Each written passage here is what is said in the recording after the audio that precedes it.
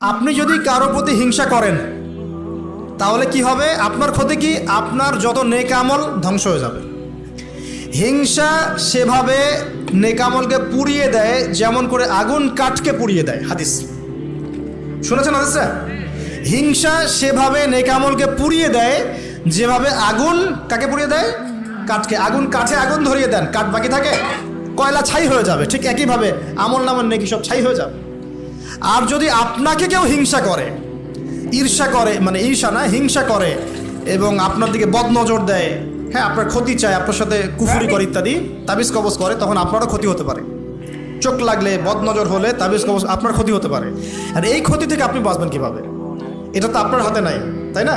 কেউ যদি আপনাকে ঈর্ষা হিংসা করে, এটা তো আপনার হাতে নাই, আছে? নাই। একটা উপায় হচ্ছে মানুষের থেকে নিজেকে যত পারেন আড়াল করার চেষ্টা করেন।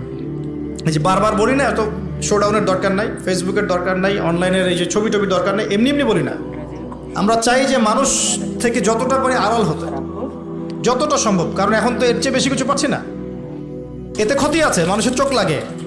এখন আপনি বাঁচবেন কিভাবে? প্রতিদিন সূরা ফালাক, সূরা নাস, ইখলাস সকাল সন্ধ্যা 3 বেলা করে, সকাল সন্ধ্যা 3 বার করে সূরা ফালাক, সূরা নাস, সূরা ইখলাস। প্রত্যেক নামাজের পর আয়াতুল কুরসি, ঘুমানোর আগে আয়াতুল কুরসি, সূরা বাকারার শেষের আয়াত, সূরা মুলক। এই যে কোরআনিক চিকিৎসাগুলো আপনি যদি গ্রহণ করেন, ইনশাআল্লাহ তাআলা আপনি চোখ লাগা থেকে বাঁচবেন। ইনশাআল্লাহ ইনশাআল্লাহ আপনি বদনজর থেকে বাঁচবেন, হিংসার কুপ্রভাব থেকে বাঁচবেন ইনশাআল্লাহ। এগুলো কিন্তু হেলা কথা বলছি না, এটা এত মারাত্মক। নবী সাল্লাল্লাহু আলাইহি ওয়াসাল্লাম বলেছেন যে চোখ লাগা বদনজরগুলো এত মারাত্মক যে একটা জীবন্ত উটকে রান্নার পাত্রে নিয়ে আসতে পারে। এত ডেঞ্জারাস, এত ডেঞ্জারাস। তো হিংসা করবেনও না, হিংসার শিকারও যেন না হন। এই জন্য সূরা ফালাককে বেশি বেশি তিলাওয়াত করবেন। কুল আউযু বিরাব্বিল ফালাক মিন শাররি মা খালাক ওয়া মিন শাররি গাসিকিন ইযা ওয়াকাব ওয়া মিন শাররিন নাফাসাতি ফিল উকাদ ওয়া মিন শাররি হাসিদিন এই যে ইযা হাসাদ। আমি হিংসুকের হিংসা থেকে আল্লাহ তোমার আশ্রয় চাচ্ছি যখন সে হিংসা করে। পারবেন ইনশাআল্লাহ? আর কি করা যাবে না? আল্লাহর নূর মারিফত পেতে হলে অহংকার করা যাবে না। কি যাবে না? আল্লাহ পাক সব পছন্দ করলে অহংকার পছন্দ করবেন না। আল্লাহ পাক অহংকার পছন্দ করবেন। আল্লাহ পাক অনেক পাপ মাফ করে দিতে পারেন, অহংকার আল্লাহ পাক খুব কঠিনভাবে ধরেন। আল্লাহ পাক খুব কঠিনভাবে অহংকারীকে আল্লাহ পাক কখনোই পৃথিবীতে টিকতে দেন নাই। অহংকার আল্লাহ পাকের চাদর, এটা বলে কেউ টান দিতে পারে না। তো মনের মধ্যে যদি অহংকার থাকে, কোশ্চিনকালেও ডিগ্রি সার্টিফিকেট অর্জন করেও আল্লাহর নূর পাওয়া যাবে। আপনি ফিজির হতে পারবেন না, সিচুয়েশন বুঝতেও পারবেন না, সলিউশনও বের করতে পারবেন। একজন সত্তার কথা বলে দেই, আমি আলোচনা গুটিয়ে নিচ্ছি আস্তে আস্তে ইনশাল্লাহ। একজন সত্তার কথা বলি, ইবলিস নাম আছে, মনে আছে? ইবলিস, সে কি আল্লাহর একজন আবেদ ছিল না?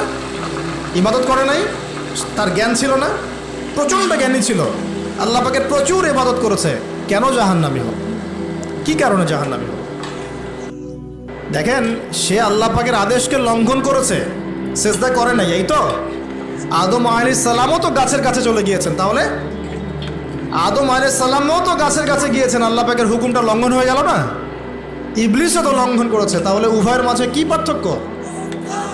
পার্থক্যটা হচ্ছে আদম আলাইহিস সালাম ভুল করে তওবা করে ফিরে এসেছেন, অহংকার করেন নাই, করেছেন?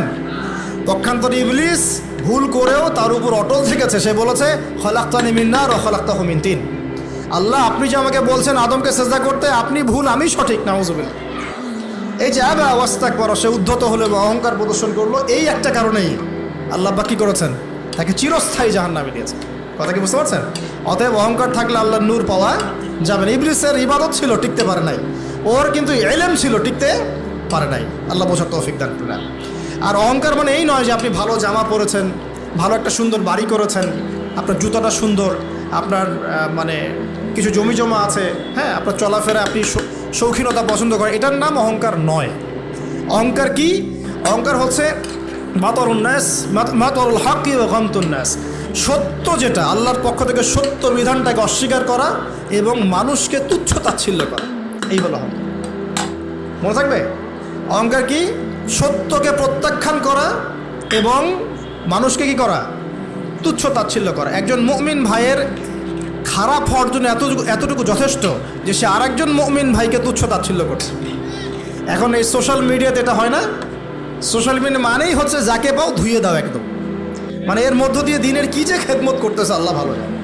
অথচ আপনি তারে বসায় দেন এসব চেয়ারে, দেখেন কয়টা লাইন বলতে পারে এখানে বসে, দুটা হাদিস মুখস্থ করতে দেন, 40টা আয়াত মুখস্থ করতে দেন, দিনের জন্য একটা বই লিখতে দেন। মানে এখন দেখবেন এমন একটা যুগ চলছে, যারা কাজ করে ওরা বেশি সমালোচনার শিকার হয়, যে কাজ করে না ওর কোনো সমালোচনাই নাই। অন্তরটা পবিত্র হবে ইনশাআল্লাহ আজ্জা ওয়া জাল্লা। হিংসা করা যাবে না, আল্লাহ নূর পেতে হলে অহংকার করা যাবে না। 3 নম্বর একটা জিনিস বলে দেয়, কি করা যাবে না, কাউকে অপবাদ দেওয়া যাবে না। কাউকে কোনো মিথ্যা অপবাদ দিলে অন্যের হকে আপনি দায়গ্রস্ত হয়ে যাবেন, তখন অন্যের হকের দায়গ্রস্ততা পূরণ করতে আল্লাহর কাছে আপনাকে কঠিন বিচারের সম্মুখীন হতে হবে। অন্যের উপর অপবাদ দিলে, অন্যের নামে গীবত করলে এবং সমালোচনার অপসংস্কৃতির চর্চা করতে থাকলে আল্লাহর নূর পাওয়া যাবে না। 4 নম্বর কি, 4 নম্বর পরশ্রী কাতরতা। অন্যের সুখ দেখে, উন্নতি দেখে, অগ্রগতি দেখে আপনার সহ্য হয় না, জলে। ঠিক আছে, এইরকম মিন মাইন্ডেড মানে ছোট লোকের মনোভাব থাকলে কোশ্চিনকালে আল্লাহ নূর কলবে আসবে না। আর 5 নম্বরটা হচ্ছে মানুষের প্রতি দয়ালু হতে হবে। কি হতে হবে, দয়ালু। দয়ালু মানে কি, যে সবাইকে আগে নিজের ভাই মনে করতে হবে। একজন ব্যক্তি পলিটিশিয়ান হোক, মিলিটারি সেক্টরে থাকুক, পুলিশ হোক, বিজিবি হোক, আনসার হোক, সাধারণ মানুষ হোক, যুবক যুবতী, কিশোর কিশোরী যেই হোক, এদেশের সবাই আমার আপন ভাইয়ের মতো, সবাই আমাদের ভাই, সবাই মুসলিম ভাই। হ্যাঁ, ওদের মধ্যে মাযহাবী পার্থক্য থাকতে পারে, তরিকার পার্থক্য থাকতে পারে, পলিটিক্যালি পার্থক্য থাকতে পারে, মতাদর্শের পার্থক্য কি থাকতে পারে না, থাকতে পারে। সবার মত কি একরকম হতেই হবে? কিন্তু তারা সবাই আমার মুসলিম ভাই।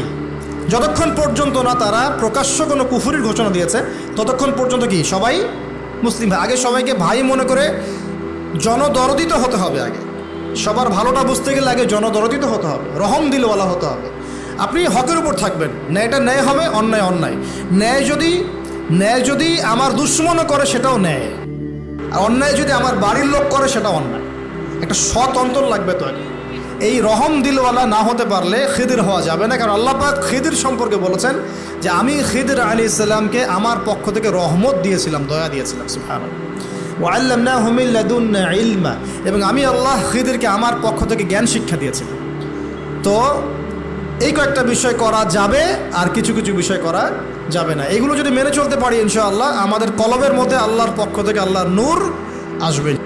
সেটা হলো, কোরআন একটা সূরা আছে, সূরার নামই হচ্ছে সূরা নূর। কি নাম? এই সূরার উপর যদি আপনি আমি আমল করতে পারি ইনশাআল্লাহ তাআলা আল্লাহর নূর এবং মারিফত পাওয়া যাবে। কেন পেতে হবে এগুলো? কারণ এগুলো পেলে আমরা সেটা দেখবো যা সবাই দেখতে পারবে না, আমরা সেটা শুনবো সবাই সেটা শুনবে না, আপনি সেটা উপলব্ধি করবেন সবাই সেটা উপলব্ধি করতে পারবে না। বাহ্যিকভাবে সবাই একটা কিছু বুঝবে, কিন্তু আপনি রিয়েলিটি বুঝতে পারবেন যে আসলে বাস্তবটা কি হচ্ছে। এবং বাস্তবতা বুঝতে পারলে পরেই